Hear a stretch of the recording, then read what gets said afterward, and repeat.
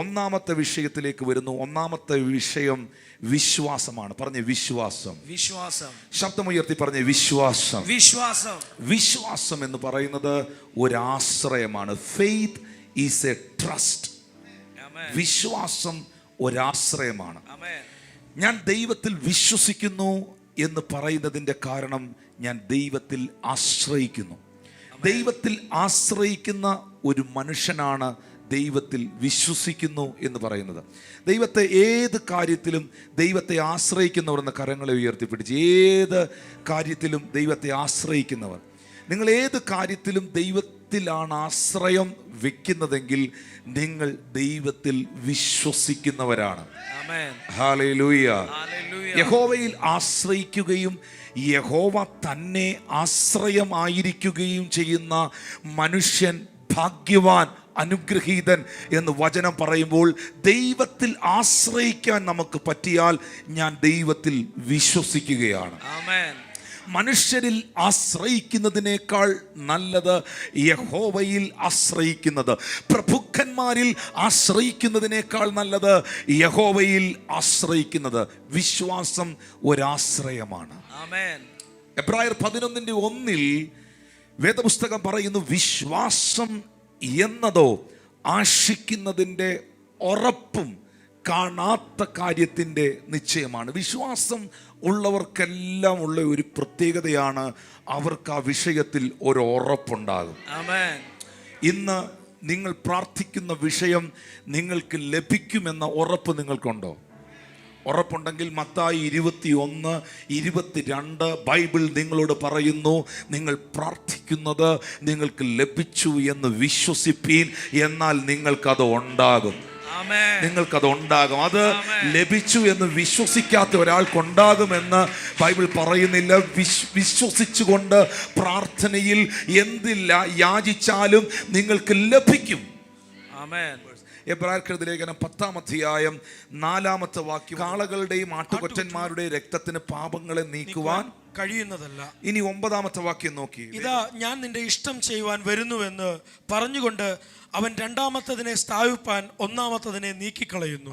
ആ ഇഷ്ടത്തിൽ നാം യേശുക്രിസ്തു ഒരിക്കലായി കഴിച്ച ശരീരയാഗത്താൽ വിശുദ്ധീകരിക്കപ്പെട്ടിരിക്കുന്നു. അപ്പോൾ എബ്രായർക്കെഴുതിയ ലേഖനം 10-ാം അധ്യായം മുഴുവൻ രേഖപ്പെടുത്തിയിരിക്കുന്നത്. ഇനി അതിൻ്റെ ഏറ്റവും അവസാനം 39-ാമത്തെ വാക്യം വായിച്ചൊന്ന് നിർത്തിയേ. നാമോ നാശത്തിലേക്ക് പിന്മാറുന്നവരുടെ കൂട്ടത്തിലല്ല. ഞാൻ നാശത്തിലേക്ക് പിന്മാറുന്ന ആളുകളുടെ കൂട്ടത്തിലല്ല, വിശ്വസിച്ച് ജീവരക്ഷ പ്രാപിക്കുന്നവരുടെ കൂട്ടത്തിൽ അത്രയാകുന്നു. ഇത് പറഞ്ഞിട്ടാണ് 11-ാം വാക്യത്തിൻ്റെ, ഇപ്പോൾ നിങ്ങൾ വായിച്ചത് എബ്രായർ 10-ാം അധ്യായമാണ്. ഇത് പറഞ്ഞിട്ടാണ് 11-ാം അധ്യായത്തിൻ്റെ 1-ാം വാക്യത്തിൽ തിരുവെടുത്ത് പറയുന്നത്, വിശ്വാസം എന്നതോ ആശിക്കുന്നതിൻ്റെ. വിശ്വാസമുള്ളവന് ആഗ്രഹമുണ്ട്, വിശ്വാസമുള്ളവന് ആശയുണ്ട്, വിശ്വാസമുള്ളവന് ഒരു പ്രതീക്ഷയുണ്ട്. വിശ്വാസം എന്ന് പറയുന്നത് ഒരു പ്രതീക്ഷയാണ്. നിങ്ങൾ വിശ്വസിക്കുന്നെങ്കിൽ നിങ്ങൾ എന്തോ പ്രതീക്ഷിക്കുന്നുണ്ടെന്നാണ്. നിങ്ങൾ വിശ്വസിക്കുന്നെങ്കിൽ നിങ്ങൾ ചിലത് പ്രതീക്ഷിക്കുന്നുണ്ട് എന്നുള്ളതാണ്. വിശ്വാസം ഒരു പ്രതീക്ഷയാണ്, വിശ്വാസം ഒരു ആശ്രയമാണ്. ഈ കൂടുതലായി പറഞ്ഞാൽ ഫെയ്ത്ത് ഈസ് എ സബ്സ്റ്റൻസ് എന്നാണ് ആംപ്ലിഫൈഡ് വേർഷൻ എഴുതിയിരിക്കുന്നത്. Faith is a substance. Substance എന്ന വാക്ക് അതിൻ്റെ അർത്ഥം വസ്തു എന്നാണ്. വിശ്വാസം ഒരു വസ്തുവാണെന്നാണ്. Faith is a substance. ഹല്ലേലൂയ. ഈ ബുക്ക് ഒരു വസ്തുവാണ്, ഈ ബൈബിൾ ഒരു വസ്തുവാണ്, ഈ ഹാൻഡ് കർച്ചീഫ് ഒരു വസ്തുവാണ്. ഒരു വസ്തുവിൻ്റെ പ്രത്യേകത അത് തൊടാൻ കഴിയും. ഒരു വസ്തുവിന്റെ പ്രത്യേകത അത് കാണാൻ കഴിയും. ഇവിടെ ഇരിക്കുന്ന ക്യാമറ ഒരു വസ്തുവാണെങ്കിൽ, അതൊരു പ്രോപ്പർട്ടി, അതൊരു വസ്തുവാണെങ്കിൽ അതിൽ തൊടാൻ കഴിയും, അത് കാണാൻ കഴിയും. വിശ്വാസം, ഫെയ്ത്ത് ഈസ് എ സബ്സ്റ്റൻസ്. വിശ്വാസമുള്ളവന് ചിലത് കാണാൻ കഴിയും. വിശ്വാസമുള്ളവന് ചിലത് ആത്മാവിൽ തൊട്ടറിയാൻ കഴിയും. ആത്മാവിൽ ചിലത് കാണുന്നവർ, ആത്മാവിൽ ചിലത് അനുഭവിക്കുന്നവർ, കരങ്ങൾ അടിച്ച് അധരങ്ങൾ തുറന്ന്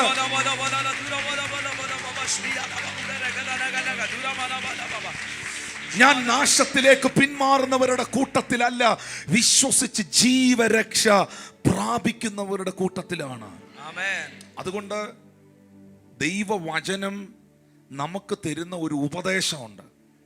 എബ്രായർ 3:12 വേദപുസ്തകം പറയുന്നു, സഹോദരന്മാരെ, ജീവനുള്ള ദൈവത്തെ ത്യജിച്ച് കളയാതിരിക്കേണ്ടതിന് അവിശ്വാസമുള്ള ദുഷ്ടഹൃദയം നിങ്ങളിൽ ആർക്കും ഉണ്ടാകാതിരിക്കാൻ നിങ്ങൾ നോക്കണം.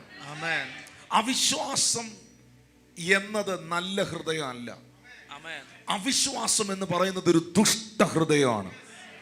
ഈ നമ്മളെ സംബന്ധിച്ച് നമ്മുടെ ജീവിതത്തിൽ നമ്മൾ കണ്ടിട്ടുള്ളത് മാത്രം വിശ്വസിക്കുന്നവരാണ്. എന്നാൽ കർത്താവ് പഠിപ്പിച്ചത് ബൈബിൾ അതിനെതിരാണ്. ബൈബിൾ പറയുന്നത് കാണാതെ വിശ്വസിച്ചവർ ഭാഗ്യവാന്മാരെന്നാണ്. വലിയ ബുദ്ധിമുട്ടുള്ള കാര്യമാണ്, വലിയ ബുദ്ധിമുട്ടുള്ള കാര്യമാണ്. എന്നാൽ നമുക്കത് ഉറപ്പിക്കാൻ കഴിയണം, നമുക്കത് വിശ്വസിക്കാൻ കഴിയണം. അവന്റെ വസ്ത്രത്തിന്റെ തൊങ്കലിലെങ്കിലും തൊട്ടാൽ എനിക്ക് സൗഖ്യം വരുമെന്ന് രക്തസ്രവക്കാരി സ്ത്രീ വിശ്വസിച്ചു. അങ്ങനെ സംഭവിച്ചു. യെരിഹോ മതിലിന് ചുറ്റും ജോഷുവായുടെ നേതൃത്വത്തിൽ കാഹളം അവർ ഊതുമ്പോൾ, പാടുമ്പോൾ, സ്തുതിക്കുമ്പോൾ ഒരിക്കലും അവർ ബോംബ് വെച്ചിട്ടില്ല. അവർ യെരിഹോ മതിൽ പൊളിക്കാനുള്ള ഒരു എക്യുപ്മെന്റ്സും കൊണ്ടുവന്നിട്ടില്ല. അവർ നോക്കിക്കൊണ്ടിരിക്കുമ്പോൾ ക്രാക്കിംഗ് സൗണ്ട് അല്ലെങ്കിൽ മതിൽ പൊളിയുന്ന, പൊട്ടുന്ന, കട്ട ഇളകുന്ന ശബ്ദമൊന്നും അവർ കേൾക്കുന്നില്ല. പക്ഷെ ഈ ചുറ്റി നടന്ന് സ്തുതിക്കുന്നവൻ വിശ്വസിക്കുന്നുണ്ട്, ഇത് താണിരിക്കും.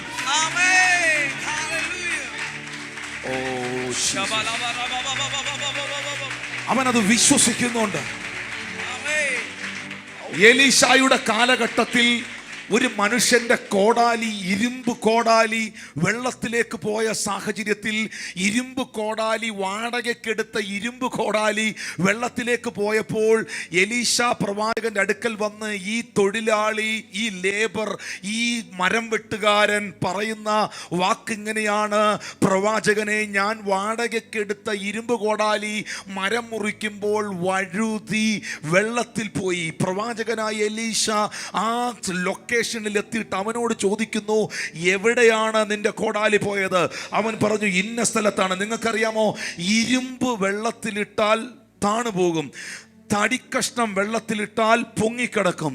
എലീശ പറയുന്നു, ആ നിൽക്കുന്ന വൃക്ഷത്തിന്റെ കൊമ്പ് വെട്ടി വെള്ളത്തിലേക്ക് എറിയാൻ പറയുന്നു. ആ മനുഷ്യൻ അതുപോലെ ചെയ്തു. വൃക്ഷത്തിന്റെ കൊമ്പ് വെട്ടി വെള്ളത്തിലിട്ടപ്പോൾ താണുപോയ ഇരുമ്പ് പൊങ്ങി വന്നു.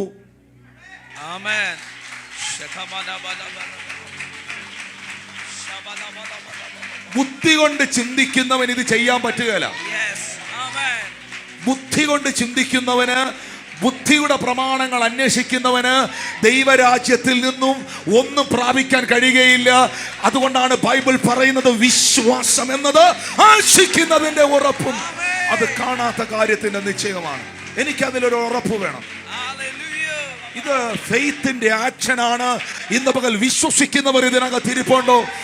തലമുറകളെ കുറിച്ച് വിശ്വസിക്കുക, നിന്റെ ശുശ്രൂഷയെ കുറിച്ച് വിശ്വസിക്കുക, നിന്റെ ഭാവിയെ കുറിച്ച് വിശ്വസിക്കുക. അവിശ്വാസം എന്ന ദുഷ്ടഹൃദയത്തെ എടുത്തു കളയുക.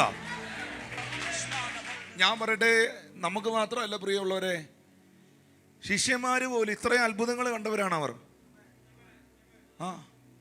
ഒരു ദിവസം യേശു കടലിന്റെ മുകളിലൂടെ നടന്നു വരുന്ന സമയത്ത് ശിഷ്യന്മാര് ഇന്ന് വരെ അങ്ങനെ ഒരു കാഴ്ച അവർ കണ്ടിട്ടില്ല. ഇന്ന് വരെ അവർ കണ്ടിട്ടില്ലാത്തൊരു കാഴ്ചയായിരുന്നു. ഒരു മനുഷ്യൻ കടലിന്റെ മുകളിലൂടെ നടന്നു വരുന്നു. അപ്പൊ ഉടനെ അവരെന്താ പറഞ്ഞേ? എന്താ വിളിച്ചേ? ഭൂതം വരുന്നു. അപ്പോ ഇതുവരെ ജീവിതത്തിൽ കണ്ടിട്ടില്ലാത്ത ഒരു അത്ഭുതം കാണുമ്പം ഭൂതമാണെന്ന് പറയാൻ നിനക്കറിയാം. പക്ഷെ നിനക്ക് എന്തുകൊണ്ട് അത് ദൈവമാണെന്ന് പറയാൻ അറിഞ്ഞുകൂടാ? കാരണം പിശാചിന് മാത്രമാണോ അത്ഭുതം ചെയ്യാൻ കഴിയുന്നത്? കാരണം പൈശാചിക മേഖല ഒരിക്കലും ദൈവപ്രവർത്തികളെ വിശ്വസിക്കാൻ നിന്റെ ഹൃദയത്തെ വിടുകയില്ല. കാരണം നീ ദൈവപ്രവർത്തികളെ വിശ്വസിക്കാതെ നിന്റെ അകത്ത് നെഗറ്റീവായ കാര്യങ്ങൾ തെറ്റായ ഇൻഫർമേഷനുകൾ, റോങ് ഫെയ്ത്തുകൾ, തെറ്റായ വിശ്വാസങ്ങൾ, നെഗറ്റീവ് തോട്ട്സ് വന്നാൽ പിശാചിനറിയാം നീ അവൻ്റെ പ്രോപ്പർട്ടി ആയിട്ട് എന്നും അവൻ്റെ കസ്റ്റഡി കിടക്കുമെന്ന്. പക്ഷെ എപ്പോൾ നീ ആഴമായി ദൈവത്തിൽ വിശ്വസിക്കുന്നുവോ, എപ്പോൾ നിന്റെ വിശ്വാസം നീ ദൈവത്തിൽ അർപ്പിക്കുന്നുവോ, എൻ്റെ ദൈവത്തിന് പരിധികളില്ല, പരിമിതികളില്ല, എൻ്റെ കർത്താവിന് എന്തും ചെയ്യാൻ കഴിയും, അവൻ എന്തും ചെയ്തിടുമേ, അവൻ അത്ഭുതവാനാണ് എന്ന് പറയുന്നത് പോലെ എൻ്റെ കർത്താവിന് എന്തും, എൻ്റെ ദൈവത്തിന് പരിധിയില്ല, ഫെൻസ് ഇല്ല, ബൗണ്ടറി ഇല്ല, അവൻ എന്തും ചെയ്യാൻ കഴിയും. യേശു എന്തും ചെയ്തിടുമേ, അവൻ അത്ഭുതവാനാണ്. യേശു എന്തും ചെയ്തിടുമേ, അവൻ അതിശയവാനാണ്. യേശു എന്തും ചെയ്തിടുമേ, അവൻ അത്ഭുതവാനാണ്. യേശു എന്തും ചെയ്തിടുമേ, അവൻ അതിശയവാനാണ്. ഉറപ്പുണ്ടോ? Yes, amen. Yes. Thank you Lord Jesus. Amen. ഞാൻ വിശ്വസിക്കുന്നു അത്. Yes. ഞാൻ വിശ്വസിക്കുന്നു. Yes. ഈ ചെങ്കടലിന്റെ മുമ്പിൽ നിന്ന് മോശ കൈ ഉയർത്തി പ്രാർത്ഥിച്ചത് ലേവ്യ പുസ്തകത്തിൽ എഴുതിയ, സംഖ്യാപുസ്തകത്തിൽ എഴുതിയിരിക്കുന്ന, അല്ലെങ്കിൽ മോശയോട് മുൻകാലങ്ങളിൽ ദൈവം അരുളി ചെയ്ത സീനായി പർവ്വതത്തിൽ വെച്ച് കൊടുത്ത വാഗ്ദത്തങ്ങളുടെയോ വാക്യങ്ങളുടെയോ അടിസ്ഥാനത്തിലല്ല. ഏത് വാക്യം എടുത്തു വെച്ചിട്ടാണ് മോശ ചെങ്കടലിന്റെ മുമ്പിൽ കൈയും പൊക്കി പിടിച്ച് പ്രാർത്ഥിച്ചത്? മോശയുടെ ആ നിമിഷമുള്ള അവന്റെ വിശ്വാസം. രക്തസ്രവക്കാരി ഏത് വാക്യത്തിന്റെ അടിസ്ഥാനത്തിലാ വസ്ത്രത്തിന്റെ തൊങ്കലിൽ തൊട്ടത്? പറ. ഹല്ലേലൂയ. അത് അവളുടെ വിശ്വാസം, അത് അവളുടെ വിശ്വാസം. Thank you holy spirit. നിങ്ങൾ എന്ത് വിശ്വസിക്കുന്നുവോ അത് നിങ്ങൾക്ക് അനുഭവിക്കാനായി കഴിയും. എല്ലാവരോടും സ്നേഹത്തോടെ പ്രാർത്ഥനയോടെ ഞാൻ പറയുന്നു, കർത്താവേ, അവിശ്വാസമുള്ള ദുഷ്ടഹൃദയമുണ്ടായിട്ട് ജീവനുള്ള ദൈവത്തെ ത്യജിച്ചു കളയാൻ ഇടവരല്ല. അവിശ്വസിപ്പിക്കുന്ന ദുരാത്മാവ് നിന്റെ ഭർത്താവിനെ അവിശ്വസിപ്പിക്കുന്ന, നിന്റെ ഭാര്യയെ അവിശ്വസിപ്പിക്കുന്ന, നിന്റെ മക്കളെ അവിശ്വസിപ്പിക്കുന്ന, നിന്റെ കൂടെ നിൽക്കുന്നവരെ അവിശ്വസിപ്പിക്കുന്ന, തെറ്റിദ്ധരിപ്പിക്കുന്ന എല്ലാ പൈശാചികമായ ആത്മാവും ആ ദുഷ്ടഹൃദയങ്ങളും വിട്ടുപോകുവാൻ ഞാൻ പ്രാർത്ഥിക്കുകയാണ്.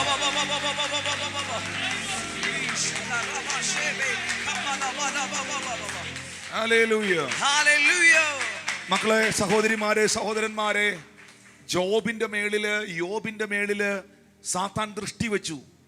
എന്നിട്ട് ദൈവസന്നിധിയിൽ ചെന്നിട്ട്, നമുക്കറിയാം ജോബിന്റെ പുസ്തകം 2-ാം അധ്യായത്തിന്റെ 3-ാം വാക്യത്തിൽ എഴുതിയിട്ടുണ്ട്, യഹോവ സാത്താനോട്, എൻ്റെ ദാസനായ യോബിന്റെ മേളിൽ നീ ദൃഷ്ടി വെച്ചുവോ? അവനെ പോലെ നിഷ്കളങ്കനും നേരുള്ളവനും ദൈവഭക്തനും ദോഷം വിട്ടകലുന്നവനുമായി ആരുമില്ലല്ലോ. ഹല്ലേലൂയ. പക്ഷെ പിശാച് ദൈവത്തെ വെല്ലുവിളിക്കുകയാണ്, ജോബിനെ വെല്ലുവിളിക്കുകയാണ്. പിശാച് പറയുന്നു, അവന്റെ നന്മകളെ ഞാൻ കവർന്നെടുത്തു കഴിയുമ്പോൾ, അവന്റെ ഭൗതിക അനുഗ്രഹങ്ങളെ ഞാൻ തൊട്ട് കഴിയുമ്പോൾ, എൻ്റെ ഭാഷയിൽ പറഞ്ഞാൽ അവനിപ്പോൾ അനുഭവിച്ചുകൊണ്ടിരിക്കുന്ന കുറെ നന്മകളുണ്ട്, ഭൗതികമായത്, കാണാൻ കഴിയുന്നത്. ഇതെല്ലാം പിൻവലിക്കപ്പെട്ട് കഴിയുമ്പോൾ ഉറപ്പായും ജോബ് നിന്നെ തള്ളി പറയും. ഹല്ലേലൂയ. അതാണ് 5-ാം വാക്യത്തിൽ എഴുതിയിരിക്കുന്നത്, നീ കൈ നീട്ടി അവന്റെ അസ്ഥിയും മാംസവും ഒന്ന് തൊടുക, അവൻ നിന്നെ മുഖത്തു നോക്കി ത്യജിച്ചു പറയുമെന്ന് സാത്താൻ ദൈവത്തെ വെല്ലുവിളിച്ചു. മുഖത്ത് നോക്കി ത്യജിച്ചു പറയുമെന്ന്. ഇപ്പൊ ഇരുന്ന് ഈ സ്തോത്രം പറയുന്നവനും കൈയടിക്കുന്നവനും ഹല്ലേലൂയ പറയുന്നവനും ഒക്കെ പിശാച് പറയുന്നു, ഞാൻ അവനെ ഒരു പ്രതികൂലത്തിലൂടെ കടത്തിവിടുമ്പോൾ അവന്റെ കൃത്യമായ ചിത്രം, അവന്റെ മുഖം എന്താണെന്ന് ദൈവമേ നിനക്ക് ഞാൻ കാണിച്ചു തരാം. ഹല്ലേലൂയ. നിങ്ങൾക്കറിയാവോ, ദൈവത്തെ നമ്മൾ വിശ്വസിക്കുന്നത് പോലെ തന്നെ ദൈവത്തിന് നമ്മളെ വിശ്വസിക്കാൻ കഴിയണം. മനസ്സിലായില്ല അല്ലേ? ഏലിയാവിന് ദൈവത്തെ വിശ്വാസമായിരുന്നു, പക്ഷെ അതിലപ്പുറമായി ഏലിയാവിനെ ദൈവത്തിന് വിശ്വാസമായിരുന്നു. മോശയ്ക്ക് ദൈവത്തെ വിശ്വാസം ഉണ്ടായിരുന്നു, അതിനപ്പുറമായി മോശയെ ദൈവത്തിന് വിശ്വാസം ഉണ്ടായിരുന്നു. അതുകൊണ്ടല്ലേ വേദപുസ്തകത്തിൽ എഴുതിയിരിക്കുന്ന അവൻ നിങ്ങളെ വിശ്വസ്തരെന്നെണ്ണി തൻ്റെ ശുശ്രൂഷ ഏൽപ്പിച്ചെന്ന്. എന്ന് പറഞ്ഞാൽ ഞാൻ ദൈവത്തെ വിശ്വസിക്കുന്നതിന് മുൻപേ അവൻ എന്നെ വിശ്വസിച്ചത് കൊണ്ടാണ് അവൻ എൻ്റെ കയ്യിൽ ചിലത് ഏൽപ്പിച്ചത്. അല്ലേ? ദൈവം എന്നിലേക്ക് കൃപാവരങ്ങളെ തരുമ്പോൾ, ദൈവം എന്നിലേക്ക് ചില ദാനങ്ങളെ കൈമാറ്റം ചെയ്യുമ്പോൾ, അല്ലെങ്കിൽ ചില അനുഗ്രഹങ്ങൾ എനിക്ക് തരുമ്പോൾ, ഞാൻ ദൈവത്തിൽ വിശ്വസിച്ച് കുറേ നാൾ കഴിഞ്ഞിട്ടാണ് ഇതൊക്കെ എനിക്ക് അനുഭവിക്കാൻ പറ്റിയത്. പക്ഷെ ഞാൻ ദൈവത്തിൽ വിശ്വസിക്കുന്നതിന് മുൻപേ, ഭൂമിക്ക് അടിസ്ഥാനം ഇടുന്നതിന് മുൻപേ, അമ്മയുടെ ഉദരത്തിൽ ഉരുവാകുന്നതിന് മുൻപേ അവൻ എനിക്ക് വേണ്ടി സകലത്തെ ഒരുക്കിയെങ്കിൽ, ഞാൻ ഒരു വാക്ക് പറയാം, ഞാൻ ഈ ദൈവത്തിൽ വിശ്വസിക്കുന്നതിന് മുൻപേ എൻ്റെ ദൈവം എന്നെ വിശ്വസിച്ചു. അതിനകത്ത് വഞ്ചന കാണിക്കരുത്, അതിനകത്ത് തരികിട കാണിക്കരുത്, അതിനകത്തൊരു ന്യൂനത ഉണ്ടാകരുത്. അവൻ എന്നെയും നിങ്ങളെയും വിശ്വസ്തരെന്നെണ്ണിയതാണ്. ഞാൻ ഇങ്ങനെ പറയുന്നു, ദൈവത്തിന് ഒരാളെ വിശ്വസിക്കാൻ പറ്റിയാൽ, ഒരാളിനെ തമ്പുരാന് വിശ്വസിക്കാൻ കഴിഞ്ഞാൽ, ദൈവം അവന്റെ കയ്യിലോട്ട് എന്നാ എടുത്തു കൊടുക്കുന്നതെന്ന് പറയാൻ പറ്റുകയില്ല. സ്വന്തം മനസാക്ഷിയോട് ഒരു വലതുകരം നെഞ്ചത്ത് വെച്ചിട്ട് ചോദിക്കണം, ദൈവത്തിൽ വിശ്വസിക്കുന്ന എന്നെ ദൈവത്തിന് വിശ്വസിക്കാവോ? ഹല്ലേലൂയ, ആമേൻ, ആമേൻ. ചേർന്നൊരാമീൻ പറഞ്ഞേ. ഇയ്യോബിനെ ദൈവത്തിന് വിശ്വാസമായിരുന്നു. അതുകൊണ്ടാണ് ദൈവം സാത്താനോട് പറഞ്ഞത്, നീ എന്നാ വേണേലും ചെയ്തോളാൻ. നീ കൈ നീട്ടി അവന്റെ അസ്ഥിയും മാംസവും തൊട്ടാൽ നിന്റെ മുഖത്ത് നോക്കി അവൻ നിന്നെ ത്യജിച്ച് കളയുമെന്ന് പറഞ്ഞപ്പോൾ 6-7 വാക്യങ്ങളിലേക്ക് നമ്മൾ നോക്കുമ്പോൾ അറിയുന്നത്, യഹോവ സാത്താനോട്, അവൻ നിന്റെ കയ്യിലിരിക്കുന്നു, അവന്റെ പ്രാണനെ മാത്രം തുടരുത്.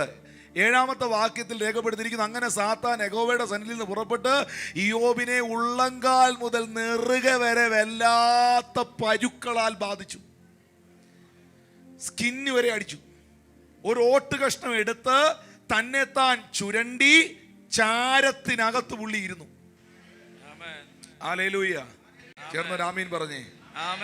ആ സമയത്ത് അവന്റെ ഭാര്യ അടുത്ത് വന്നിട്ട്, നീ ദൈവഭക്തി ഇപ്പോഴും മുറുകെ പിടിച്ചുകൊണ്ട് നിൽക്കുന്നുവോ? ദൈവത്തെ ത്യജിച്ചു പറഞ്ഞ് പോയി മരിച്ചു കള മനുഷ്യ എന്ന് പറഞ്ഞു. ഹല്ലേലൂയ.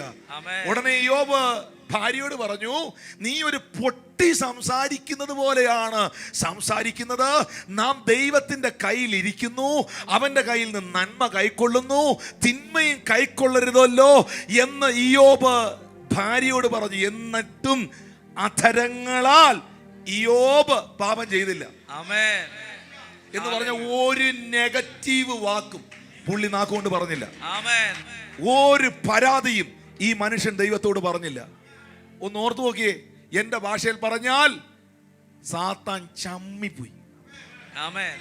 ദൈവത്തെ ത്യജിച്ചു കളയും, അവനെ ഒന്ന് ബാധിച്ചു നോക്കുന്ന വെല്ലുവിളിച്ച കശി ജോബിന്റെ ആറ്റിറ്റ്യൂഡിന്റെ ഫെയ്ത്തിന്റെ മുൻപിൽ ജോബ് മുഖത്ത് നോക്കി പിശാചിനോട് പറഞ്ഞു. പിശാച് പറഞ്ഞത് നിന്നെ മുഖത്ത് നോക്കി അവൻ തള്ളി പറയുന്ന, പക്ഷെ പിശാചിന്റെ മുഖത്ത് നോക്കി ജോബ് പറഞ്ഞു, അവൻ എന്നെ കൊന്നാലും ഞാൻ അവനെ തന്നെ കാത്തിരിക്കും. ഒന്ന് കൈയടിച്ച, അവൻ എന്നെ കൊന്നാലും ഞാൻ അവനെ തന്നെ കാത്തിരിക്കും. അങ്ങനെ കുറെ വിശ്വാസമുള്ള വീരന്മാർ ഇതിനകത്ത് എഴുന്നേറ്റ് വരട്ടെ.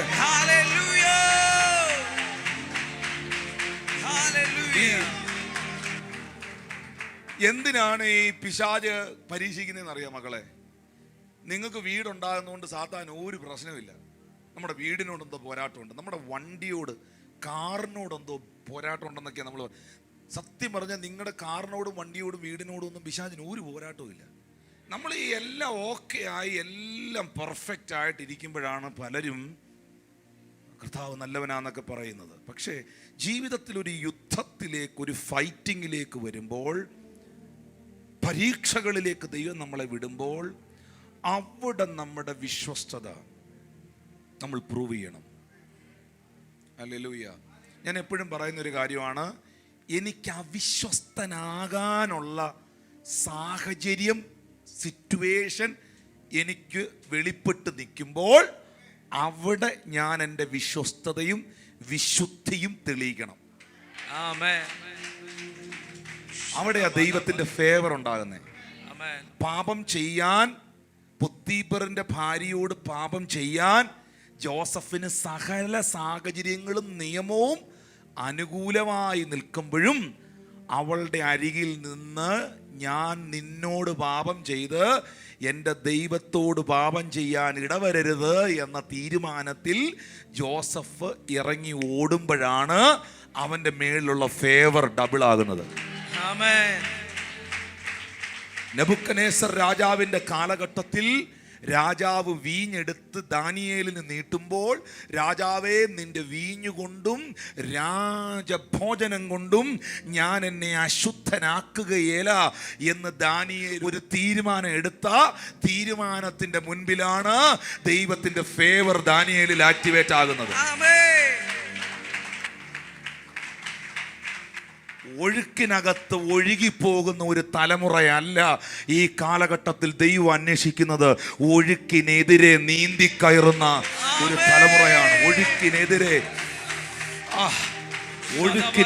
നീന്തിക്കയറുന്ന ഒരു തലമുറയെ വിശ്വാസം, അതിന് വേണ്ടത് വിശ്വാസം, അതിന് വേണ്ടത് വിശ്വാസം, അതിന് വേണ്ടത് ആശ്രയം, അതിന് വേണ്ടത് ട്രസ്റ്റ്, ദൈവത്തോടുള്ള ട്രസ്റ്റ്. എന്താ പത്രോസിന്റെ കാര്യത്തിൽ സാത്താൻ ചോദിച്ചത്? യേശു എന്നാ പീറ്ററിനെ കുറിച്ച് പറഞ്ഞേ? ജോബിന്റെ കാര്യത്തിൽ സാത്താൻ ചമ്മിപ്പോയി, ശരിയാ, സത്യ. എന്നെ ഒന്ന് നിങ്ങളൊന്ന് ഓർത്തു നോക്കിയേ, പിശാചിനെ നോക്കി ദൈവം ചിരിച്ചതെന്ന് ഓർത്തു നോക്കി. വല്ലതും മനസ്സിലാവുന്നോ ഞാനീ പറയുന്നേ? മോനെ ഒന്ന് ഇമാജിൻ ചെയ്യടാ. സാത്താൻ ദൈവത്തിന്റെ മുഖത്ത് നോക്കി പറഞ്ഞു, നിന്നെ അവൻ നിന്റെ മുഖത്ത് നോക്കി ത്യജിച്ച് കളയുമെന്ന് പറഞ്ഞു. ഞാൻ അവന് പണി കൊടുക്കാൻ പോവാ, തേജിച്ച് പറയുമെന്ന് പറഞ്ഞു.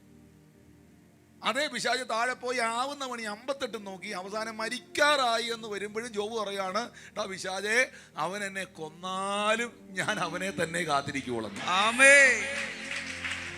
ഭാര്യ എതിരായി, എല്ലാരും എതിരായി. സത്യം പറയുമ്പോൾ സാത്താനെ നോക്കി ദൈവം ചിരിക്കുന്നത് നോക്കി, അയ്യോ ആരും മിണ്ടണില്ലല്ലോ. ഹല്ലേലൂയ. ഇന്ന് പകലിൽ നിന്നെ ഓർത്ത് ദൈവം ദുഃഖിക്കുകയല്ല, പൈശാചിക മേഖലയെ നോക്കി ചിരിക്കാൻ, പൈശാചിക മേഖലയെ നോക്കി മുഴു സ്വർഗവും നോക്കി ചിരിക്കത്തക്കവണ്ണം നിന്റെ ജീവിതത്തിന്റെ വിശ്വാസത്തെ നീ അപ്ലിഫ്റ്റ് ചെയ്യുവാൻ ആത്മാവ് ഇടപെടുകയാണ്. എന്താ പത്രോസിനെ കുറിച്ച് യേശു പറഞ്ഞത്? എന്താ സാത്താൻ യേശുവിനോട് ചോദിച്ചത്?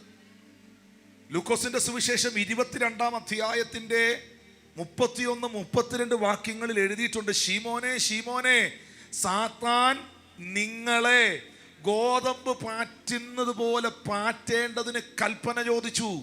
ഞാനോ നിന്റെ കൃപാവരം പോകാതിരിക്കാനല്ല, നിന്റെ വലയും പടകും പോകാതിരിക്കാനല്ല,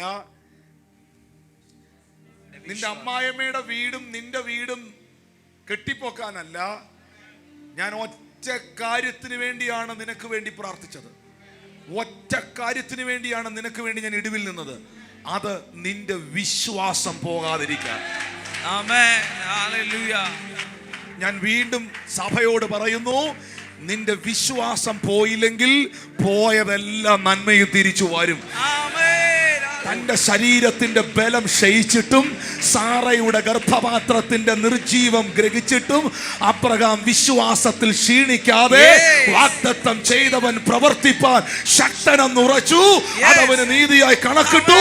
വിശ്വസിക്കുന്നവർക്കായി ഞാൻ ദൈവത്തെ സ്തുതിക്കുകയാണ്. എന്ത് നഷ്ടപ്പെട്ടാലും നിങ്ങളുടെ ഫെയ്ത്ത് പോകരുത്.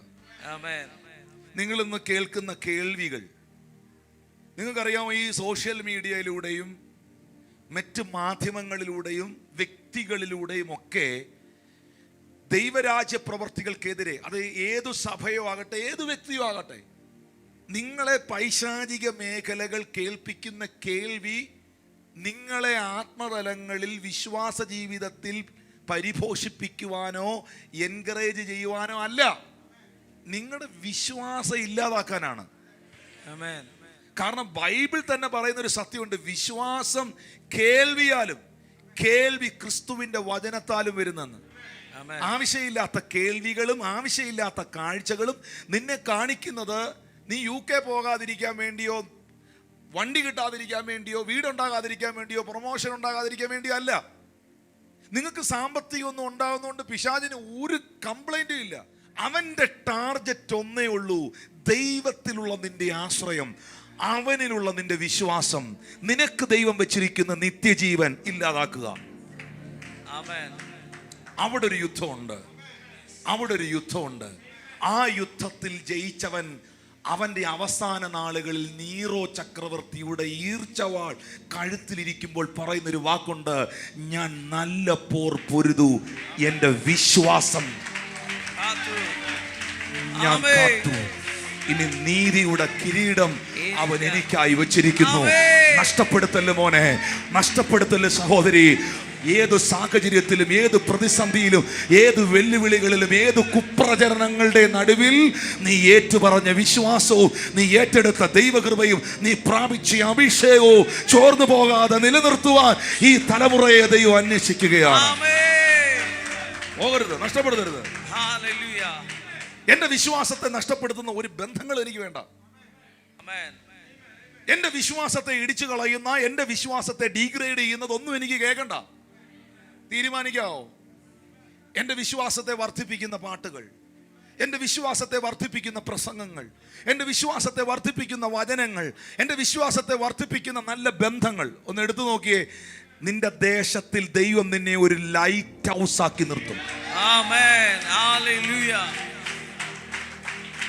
നിന്റെ വിശ്വാസം പോകാതിരിക്കാൻ ഞാൻ നിനക്ക് വേണ്ടി അപേക്ഷിച്ചു. ദൈവസന്നിധിയിൽ ഇടിവിൽ നിന്ന് പീറ്ററിനും ശിഷ്യന്മാർക്കും വേണ്ടി യേശു ഇന്റർസീഡ് ചെയ്തു. പിടികിട്ടിയോ? എന്തിനാ? സാത്താൻ നിന്നെ ഗോതമ്പ് പാറ്റുന്നത് പോലെ പാറ്റാൻ അവൻ കൽപ്പന ചോദിച്ചു. അവനാ അറിയണം ഇവരെ പാറ്റിക്കളയണം. ഇനി ഇവൻ ചർച്ചയിൽ പോകരുത്, ഇനി ഇവൻ പ്രാർത്ഥിക്കരുത്, ഇനി ഇവൻ ബൈബിൾ വായിക്കരുത്, ഇനി ഇവൻ യേശുവിനെ അനുഗമിക്കരുത്, ഇനി ഇവൻ പാടരുത്, ഇനി ഇവൻ പ്രാർത്ഥിക്കരുത്, ഇനി ഇവൻ ദൈവത്തോട് ബന്ധപ്പെട്ട് ജീവിക്കരുത്. അതിനുള്ള സകല പണി അവൻ ഒപ്പിച്ചു. ആ പണിക്കകത്ത് പെട്ടുപോയ ഒത്തിരി പേരുണ്ട്, അബദ്ധം പറ്റിയ ഒത്തിരി പേരുണ്ട്, തെറ്റിദ്ധരിച്ചു പോയ ഒത്തിരി പേരുണ്ട്. അവൻ അറിഞ്ഞില്ല അത് പിശാചിന്റെ പണി ആയിരുന്നെന്ന്. പക്ഷെ എപ്പോഴെങ്കിലും അത് മനസ്സിലാക്കിയാൽ നീ തിരിച്ചു വരണം, തിരിച്ചു വരണം. ചേർന്നൊരാമയും പറയാവോ? ആമേൻ. ഈ നമ്മളെല്ലാവരും ഒരു യാത്രയിലാണ്. ഹല്ലേലൂയ. നമ്മളെല്ലാവരും യാത്രയിലാണ്. എങ്ങോട്ട് പോകാൻ ചാർട്ട് ചെയ്തതാ ഈ കപ്പല്? ഈ കപ്പൽ എങ്ങോട്ട് പോകാൻ ചാർട്ട് ചെയ്തതാ? ആണോ? നിത്യതയിലേക്ക് പോകാൻ ചാർട്ട് ചെയ്തതല്ലേ? ലക്ഷ്യത്തിലേക്ക് പോകാൻ ചാർട്ട് ചെയ്തതല്ലേ? അത് അവിശ്വസിച്ച് ഈ നമ്മുടെ മനസാക്ഷി, ഈ മനസാക്ഷി എന്ന് പറയുന്നത് ഏറ്റവും പ്രധാനപ്പെട്ട ഒരു കാര്യമാണ്. അതൊരിക്കലും പൊല്യൂട്ടഡ് ആക്കരുത്, പൊല്യൂട്ടഡ് ആക്കരുത്, അഴുക്കാക്കല്ല്, അഴുക്കാക്കല്ല്. ഈ യെശയ്യാവ് പറയുന്നൊരു കാര്യമുണ്ട്, ഞാൻ ശുദ്ധിയില്ലാത്ത അധരങ്ങളുള്ളൊരു മനുഷ്യൻ ശുദ്ധിയില്ലാത്ത ജനങ്ങളുടെ ഇടയിൽ വസിക്കുന്നു. യെശയ്യാ പ്രവചനം 6-ാം അധ്യായം. ഉസിയ രാജാവ് മരിച്ച ആണ്ടിൽ കർത്താവ് ഉയർന്നു മുങ്ങിയുള്ള സിംഹാസനത്തിൽ ഇരിക്കുന്ന 5-ാം വാക്യത്തിൽ എഴുതിയിരിക്കുന്ന, അയ്യോ എനിക്ക് കഷ്ടം, ഞാൻ നശിച്ചു, ഞാൻ ശുദ്ധിയില്ലാത്ത അധരമുള്ളൊരു മനുഷ്യൻ ശുദ്ധിയില്ലാത്ത അധരമുള്ള ജനത്തിന്റെ ഇടയിൽ വസിക്കുന്നു. എന്താ എൻ്റെ അധരത്തിന് ശുദ്ധിയില്ലാതായി പോയെ? നിന്നെ പാപം ചെയ്യാൻ, തിന്മയിലേക്ക് നയിക്കാൻ, ആവശ്യമില്ലാത്ത കാര്യങ്ങളിൽ നിന്നെ നയിക്കുന്നവന്റെ കൂടെ നീ കൂട്ടുകൂടരുത്. ജ്ഞാനിയോട് കൂടെ നടക്ക, എന്നാൽ നീയും ജ്ഞാനിയാകും. നീ ആരുടെ കൂടെ അസോസിയേറ്റ് ചെയ്യുന്നു നീ അതാകും. യെശയ്യാവ് പറയുന്നു, ഞാൻ ശുദ്ധിയില്ലാത്ത അധരങ്ങളുള്ള ജനത്തിൻ്റെ ഇടയിൽ വസിച്ച് ഞാനും അവന്മാരെ പോലെ ആയിപ്പോയത്. അങ്ങനെ ആകരുത്. എൻ്റെ വിശ്വാസം വർദ്ധിപ്പിക്കാത്ത, ദൈവബന്ധത്തിൽ നിന്ന് എന്നെ അകറ്റുന്ന യാതൊരു കാര്യങ്ങൾക്കകത്തും ഞാൻ ഉണ്ടാകരുത്. എനിക്കിത് കേൾക്കാം, ഒരു പാസ്റ്ററെ കുറിച്ചോ ഒരു ദൈവദാസനെ കുറിച്ചോ അല്ലെങ്കിൽ മറ്റെന്തെങ്കിലും കാര്യങ്ങളെക്കുറിച്ചോ ഒരാൾ വാചാലനാകുമ്പോൾ, ബ്രദറെ എനിക്കിത് കേൾക്കാൻ താല്പര്യമില്ല എന്ന് പറയണം. കാരണം നീ അത് കേട്ട് കഴിയുമ്പോൾ നിനക്ക് വിശ്വാസമാണോ ഉണ്ടാകുന്നത്, അവിശ്വാസമാണോ ഉണ്ടാകുന്നതെന്ന് നിന്റെ മനസ്സാക്ഷിയോട് ചോദിക്കണം. നിന്റെ വിശ്വാസം വർദ്ധിപ്പിക്കാത്ത, നിന്നെ ദൈവത്തോട് അടുപ്പിക്കാത്ത, ദൈവിക ബന്ധത്തിൽ കണക്ട് ചെയ്യാത്തതൊന്നും നിനക്കുള്ളതല്ല. 100% അല്ല. പിന്നെ കിടന്ന് മോങ്ങരുത്, അല്ലെ കരയരുത്. അത് പോയി ഇത് പോയി, ഇപ്പം പഴയ പോലെ പ്രാർത്ഥിക്കാൻ പറ്റുന്നില്ല, എനിക്ക് പഴയ പോലെ ആരാധിക്കാൻ പറ്റുന്നില്ല എന്നൊന്നും പറഞ്ഞേക്കരുത്. അങ്ങനെ ഉണ്ടെങ്കിലും തിരിച്ചു വന്നോണം, പ്രാർത്ഥനയിലേക്ക് വന്നോണം. ആവശ്യമില്ലാത്തടത്ത് പോയി ഇരിക്കരുത്. അതുകൊണ്ടാണ് 1-ാം സങ്കീർത്തനത്തിൽ പറയുന്നത് പരിഹാസികളുടെ ഇരിപ്പിടത്തിൽ ഇരിക്കരുതെന്ന്. ഒന്ന് കരമടിച്ച് കർത്താവിന് നന്ദി പറഞ്ഞു.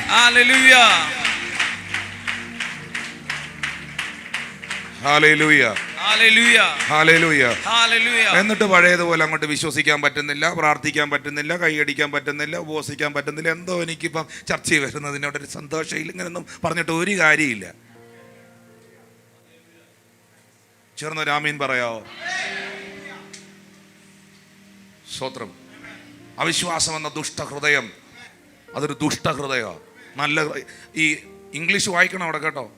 മലയാളത്തിൽ ദുഷ്ടഹൃദയം ഇരിക്കുമ്പോൾ ഈവിൾ ഹാർട്ട് എന്ന, ഈവിൾ ഹാർട്ട്, പിശാച് കൈക്കലാക്കിയ ഹൃദയം ഉണ്ടാകാതിരിക്കാൻ നിങ്ങൾ സൂക്ഷിക്കണം. അത് നിങ്ങൾ സൂക്ഷിക്കാൻ എഴുതിയിരിക്കുന്നത്, ദൈവം സൂക്ഷിക്കുമെന്നല്ല. ചേർന്ന് രാമേൻ പറഞ്ഞേ.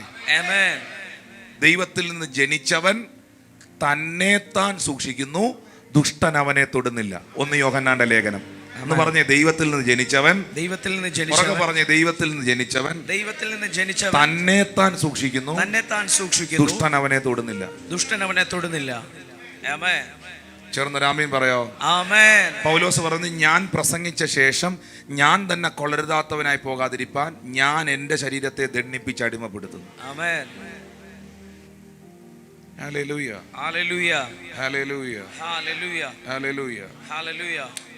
അപ്പോ ഇതൊരു യാത്രയാണ്. അതുകൊണ്ടാണ് 1 തീമോത്തിയോസിന്റെ ലേഖനത്തിൽ 1-ാം അധ്യായത്തിന്റെ 19-ാം തിരുവചനത്തിൽ എഴുതിയിരിക്കുന്നത്, ചിലർ നല്ല മനസാക്ഷി തള്ളിക്കളഞ്ഞിട്ട് അവരുടെ വിശ്വാസ കപ്പൽ തകർന്നുപോയി. കപ്പലിന്റെ പേരെന്നാ? ഉറക്കെ പറ. വിശ്വാസ കപ്പലിലാണ് യാത്ര ചെയ്യുന്നത്. ഈ വിശ്വാസം പോയി കഴിഞ്ഞാൽ വിശ്വാസ കപ്പൽ തകരും. കപ്പല് തകർന്ന എത്തേണ്ടടുത്ത് എത്തുകയില്ല. അപ്പൊ ഈ കപ്പല് തകരാതെ, ഈ വിശ്വാസ കപ്പൽ തകരാതെ വളരെ കെയർഫുള്ളായി മുന്നോട്ട് പോകണം. നിങ്ങളുടെ എല്ലാ ഡീലുകളും ചേർന്ന് രാമീൻ പറഞ്ഞേ. All the deal, all the deal. Thank you Jesus. You can hear something. എന്നാൽ ഒരു കാര്യം ഞാൻ സഭയോട് പറയട്ടെ, നമുക്കൊരു ദൗത്യമുണ്ട്, നമ്മുടെ ദൈവദാസന്മാർക്കൊരു ദൗത്യമുണ്ട്. കർത്താവിൻ്റെ വേലയിൽ നിൽക്കുന്നവരൊക്കെ ഒന്ന് കൈ ഉയർത്തി പിടിച്ച്. നമുക്കൊരു ദൗത്യമുണ്ട്. എന്നാ ദൗത്യം എന്നറിയാമോ? റോമർക്കെഴുതിയ ലേഖനം 14-ാം അധ്യായത്തിൻ്റെ 1-ാമത്തെ വാക്യം ആദ്യം വായിക്കണം. സംശയ വിചാരങ്ങളെ വിധിക്കാതെ വിശ്വാസത്തിൽ ബലഹീനനായവനെ ചേർത്ത് പിടിക്കണം. ചിലപ്പോൾ ചിലരങ്ങ് വിശ്വാസത്തിൽ അങ്ങ് ചില സമയങ്ങളിൽ അങ്ങ് താഴെ പോകും. ആ സമയത്ത് ദൈവദാസന്മാർ, ശുശ്രൂഷകർ, അവൻ്റെ വിശ്വാസമൊക്കെ ഒന്നും പഴയതുപോലെ ഇല്ല, അവൻ പൊക്കോട്ട, അങ്ങനല്ല. വിശ്വാസത്തിൽ ബലഹീനരായവരെ ചേർത്ത് പിടിക്കണം. 23-ാമത്തെ വാക്യത്തിൽ എഴുതിയിരിക്കുന്നു, എന്നാൽ സംശയിക്കുന്നവൻ തിന്നുന്നെങ്കിൽ അത് വിശ്വാസത്തിൽ നിന്ന് ഉത്ഭവിക്കായക കൊണ്ട് അവൻ കുറ്റക്കാരനായിരിക്കുന്നു. വിശ്വാസത്തിൽ നിന്ന് ഉത്ഭവിക്കാത്തതൊക്കെയും പാപമത്രേ. എന്തൊക്കെയാണ് പാപം? വ്യഭിചാരം, മോഷണം, കൊലപാതകം, ഇതൊക്കെയല്ലേ നമ്മൾ പഠിച്ചേക്കുന്നത്. പക്ഷെ വേദപുസ്തകം പറയുന്നു വിശ്വാസത്തിൽ നിന്ന് ഉത്ഭവിക്കാത്തതൊക്കെയും പാപമാണ്. ഹല്ലേലൂയ. നമ്മൾ വിശ്വാസത്താൽ ജീവിക്കുന്നവരാണ്. നമ്മൾ വിശ്വാസ നാടിനെ നോക്കുന്നവരാണ്. ഹല്ലേലൂയ. നമ്മൾ വിശ്വാസത്തിൻ്റെ നായകനും പൂർത്തീകരിക്കുന്നവനുമാകുന്ന യേശുവിനെ ആരാധിക്കുന്നവരാണ്. Thank you holy spirit. ഹല്ലേലൂയ. ഒരു വാക്യം കൂടെ വായിക്കാൻ പോവുകയാണ്. വിശ്വാസത്തെക്കുറിച്ച് ഒരൊറ്റ വാക്യം കൂടെ വായിക്കാൻ പോവുകയാണ്. എബ്രായർ 11-ന്റെ 6-ാമത്തെ വാക്യത്തിൽ എഴുതിയിട്ടുണ്ട്, എന്നാൽ വിശ്വാസം കൂടാതെ ദൈവത്തെ പ്രസാദിപ്പിക്കുവാൻ കഴിയുന്നതല്ല. ദൈവത്തിൻ്റെ അടുത്ത് വരുന്നവൻ ദൈവം ഉണ്ടെന്നും കൺഫേം ചെയ്യണം. തന്നെ അന്വേഷിക്കുന്നവർക്ക് അവൻ പ്രതിഫലം കൊടുക്കുമെന്നും വിശ്വസിക്കേണ്ടതല്ലയോ? ചേർന്നൊരു ആമീൻ പറയാവോ? 4 ആളൊരു പക്ഷപാതക്കാരനെ കർത്താവിൻ്റെ അടുക്കൽ ചുമന്നുകൊണ്ട് വന്നില്ലേ? കിടക്കയോടെ മേൽക്കൂര പൊളിച്ച് താഴോട്ട് ഇറക്കിയില്ലേ? എന്ത് കാരണം കൊണ്ടാണ് യേശു അവനെ സൗഖ്യമാക്കി? അവനെ കൊണ്ടുവന്നവരുടെ വിശ്വാസം കണ്ടിട്ട്. അവനെ കൊണ്ടുവന്നവരുടെ വിശ്വാസം കണ്ടിട്ട്. ഈ വിശ്വാസം കാണാൻ പറ്റും. ലുസ്ത്ര എന്ന് പറയുന്ന സ്ഥലത്ത് അമ്മയുടെ ഉദരം മുതൽ മുടന്തനായ ഒരു മനുഷ്യനുണ്ടായിരുന്നു. അവിടെ എഴുതിയിട്ടുണ്ട്, പൗലോസ് അവൻ്റെ വിശ്വാസം കണ്ടാറേ അവനോട് എഴുന്നേറ്റ് കാലൂന്നി നിവർന്ന് നിൽക്കാൻ പറഞ്ഞു. പൗലോസ് അപ്പോസ്തലൻ അവൻ്റെ വിശ്വാസം കണ്ടാറേ. കാണാൻ പറ്റും, അത് എൻ്റെ കണ്ണുകളിൽ കാണാൻ പറ്റും. ചില മീറ്റിങ്ങുകളിലൊക്കെ ചിലർ ആത്മശക്തി സ്വീകരിക്കുന്നതും വിടുതൽ നമുക്കറിയാം. അവർ വിശ്വാസത്തോടെ ദാഹത്തോടെ വന്ന് നിൽക്കുന്നവരാണ്. അവൻ്റെ കണ്ണിനകത്ത് ആ തിളക്കമുണ്ട്, അവൻ്റെ ആ ആറ്റിറ്റ്യൂഡിൽ ആ സാധനമുണ്ട്. അവൻ വെറുതെ വന്നവനല്ല, അവൻ പിടിക്കാൻ, അത് കൊണ്ടുപോകാൻ വന്നവനാണ്.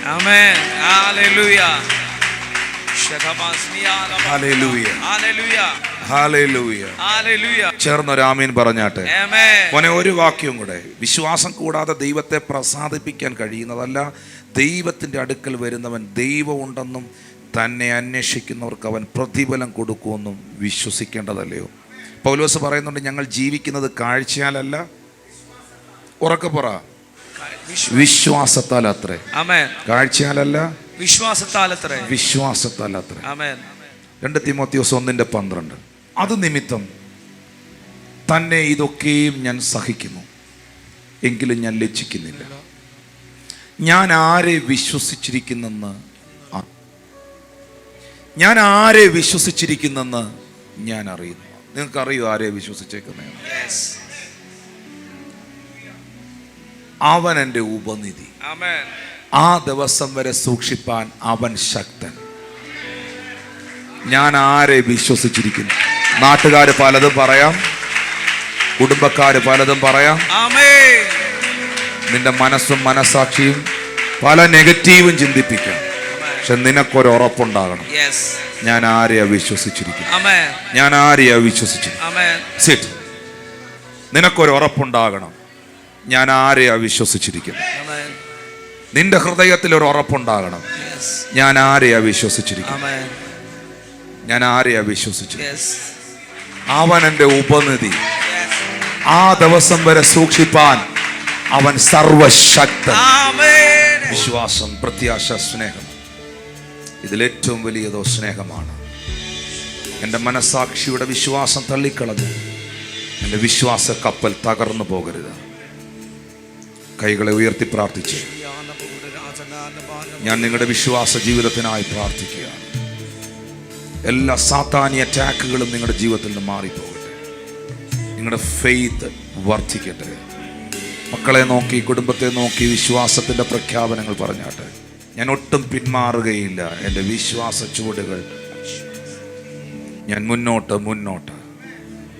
ആരെല്ലാം എതിർത്താലും എന്തെല്ലാം ഭവിച്ചാലും പിന്മാറുകയില്ല. പലപ്പോഴും സാത്താൻ എന്നെ ഗോതമ്പ് പാറ്റുന്നത് പോലെ പാറ്റുവാൻ പലപ്പോഴും പദ്ധതികൾ ഒരുക്കി. എൻ്റെ വിശ്വാസത്തെ തകർത്ത് കളയാൻ പലപ്പോഴും പദ്ധതികൾ ഒരുക്കി. എൻ്റെ കർത്താവിൻ്റെ കൃപ. ദൈവത്തിൽ നമ്മൾ വിശ്വാസം അർപ്പിക്കുമ്പോൾ തന്നെ ദൈവത്തിന് നമ്മളെയും വിശ്വസിക്കാൻ കഴിയണം. നമ്മൾ ദൈവത്തെ വിശ്വസിക്കുന്നതിന് മുന്നമേ ദൈവം നമ്മളെ വിശ്വസിച്ചു എന്നതൊരു സത്യമാണ്. അവൻ നിങ്ങളെ വിശ്വസ്തരെന്ന് എണ്ണി. എൻ്റെ വിശ്വസ്തത ഞാൻ തെളിയിക്കുന്നതിന് മുൻപ് തന്നെ ഞാനൊരു വിശ്വസ്തനായിരിക്കുമെന്ന് അവൻ എന്നെ മനസ്സിലാക്കി. അവൻ അങ്ങനെ എണ്ണി. അവൻ എന്നെ വിശ്വസ്തനെന്ന് എണ്ണി അവൻ്റെ ശുശ്രൂഷ എന്നെ ഏൽപ്പിച്ചു.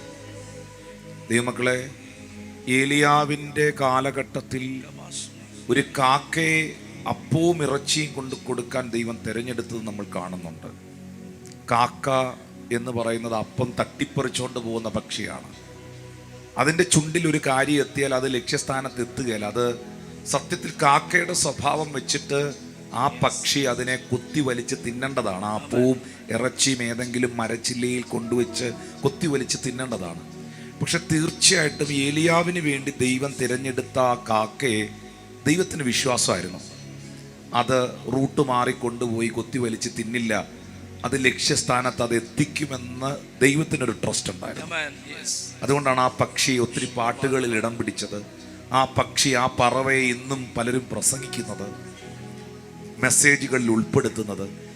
നമ്മൾ ദൈവത്തിൽ വിശ്വസിക്കുമ്പോൾ, ദൈവത്തിന് നമ്മളെ വിശ്വസിക്കാൻ കഴിഞ്ഞാൽ പല കൈമാറ്റങ്ങളും നടക്കും, പല അത്ഭുതങ്ങളും നമ്മുടെ ജീവിതത്തിൽ സംഭവിക്കും. ഒരിക്കലും നമ്മുടെ അകത്ത് അവിശ്വാസം എന്ന ദുഷ്ടഹൃദയം ഉണ്ടാകരുത്. അതിനുള്ള എല്ലാ സാഹചര്യങ്ങളെയും ഒഴിവാക്കണം, അതിനുള്ള എല്ലാ അറ്റ്മോസ്ഫിയറുകളെ മാറ്റണം. നമ്മുടെ ഫെയ്ത്ത് വർദ്ധിക്കാൻ, നമ്മുടെ വിശ്വാസം വർദ്ധിപ്പിക്കുവാനുള്ള അറ്റ്മോസ്ഫിയറിൽ നമ്മൾ ജീവിക്കണം. എന്ന് പറഞ്ഞാൽ നല്ല വിശ്വാസം വർദ്ധിപ്പിക്കുന്ന പ്രസംഗങ്ങൾ കേൾക്കുക, വചനങ്ങൾ വായിക്കുക, വായിക്കൊണ്ടത് പ്രഖ്യാപിക്കുക, പാട്ടുകൾ കേൾക്കുക, അങ്ങനെയുള്ള നെഗറ്റീവ് പറയാത്ത ആളുകളുമായി അസോസിയേറ്റ് ചെയ്യുക. നമ്മൾ ആ ഒരു അറ്റ്മോസ്ഫിയറിൽ നിൽക്കുമ്പോൾ നമ്മുടെ ക്രിസ്തീയ ജീവിതം ഭയങ്കര ശക്തമായി മാറും. ജ്ഞാനിയോട് കൂടെ നടക്കുക, എന്നാൽ നീയും ജ്ഞാനിയാകും എന്നാണ് ബൈബിൾ എഴുതിയിരിക്കുന്നത്. ഇന്ന് ഞാൻ വായിപ്പിച്ച വാക്യം പോലെ യെശയ്യാ പ്രവചനം 6 പറയുന്നുണ്ട്, പ്രവാചകൻ പറയുന്നുണ്ട്, ഞാൻ ശുദ്ധിയില്ലാത്ത അധരങ്ങളുള്ള ജനത്തിൻ്റെ ഇടയിൽ വസിച്ചതിനാൽ ഞാനും ശുദ്ധിയില്ലാത്ത അധരമുള്ളവനായി മാറിയെന്ന്. നമ്മളുടെ ആ റൈറ്റ് അസോസിയേഷൻ, റൈറ്റ് കണക്ഷൻസ്, ആ റൈറ്റ് അറ്റ്മോസ്ഫിയർ നമ്മുടെ സ്പിരിച്വൽ ലൈഫിനെ ബിൽഡപ്പ് ചെയ്യും. ഹല്ലേലൂയ. അതിനുള്ള സാഹചര്യങ്ങളെ നിങ്ങൾ തന്നെ ഉണ്ടാക്കേണ്ടത് ആവശ്യമാണ്. ഇയ്യോബിനെ കുറിച്ച് സാത്താൻ ചിന്തിച്ചു, ഇയ്യോബ് ദൈവത്തെ ത്യജിച്ചു പറയും, മുഖത്തു നോക്കി തള്ളി പറയുമെന്ന്. പക്ഷെ ദൈവത്തിന് ഇയ്യോബിൽ വിശ്വാസമായിരുന്നു. ദൈവം ഇയ്യോബിനെ വിശ്വസിച്ചു. ദൈവം സാത്താനോട് പറഞ്ഞു, നീ എന്തും കാണിച്ചോ, അവൻ എന്നെ തള്ളി പറയില്ല. പക്ഷെ ദൈവത്തിന്റെ വിശ്വാസത്തിന്, ജോബിനോടുള്ള വിശ്വാസത്തിൽ ഭംഗം വന്നില്ല. പ്രിയപ്പെട്ടവർ, ജീവിതത്തിൽ എല്ലാം തകർന്ന് തരിപ്പണായിരിക്കുമ്പോഴും ജോബ് പറഞ്ഞു, അവൻ എന്നെ കൊന്നാലും ഞാൻ അവനെ തന്നെ കാത്തിരിക്കും. അവന്റെ ജീവിത ചരിത്രത്തെ മുഴുവൻ ദൈവം മാറ്റി. നിങ്ങളുടെ വിശ്വാസ കപ്പൽ തകർന്നു പോകരുത്. അവിശ്വാസം എന്ന ദുഷ്ടഹൃദയം നിങ്ങളിൽ ഉണ്ടാകുവാനിടവരരുത്. ഹല്ലേലൂയ. നിങ്ങൾ വായ്ക്കൾ തുറന്ന് വിശ്വാസം പ്രഖ്യാപിച്ചാട്ടെ. നിങ്ങൾ വിശ്വാസത്തോടെ ഈ മലയോട് ചാടി കടലിലേക്ക് പോക എന്ന് പറഞ്ഞാൽ നീ പറഞ്ഞതുപോലെ സംഭവിക്കും. നിങ്ങൾ ബൈ ഫെയ്ത്തിൽ എന്ത് പറയുന്നോ, ദൈവം അതിനെ ആക്ടിവേറ്റ് ചെയ്യും. ദൈവം അതിനെ പ്രവൃത്തി പദത്തിൽ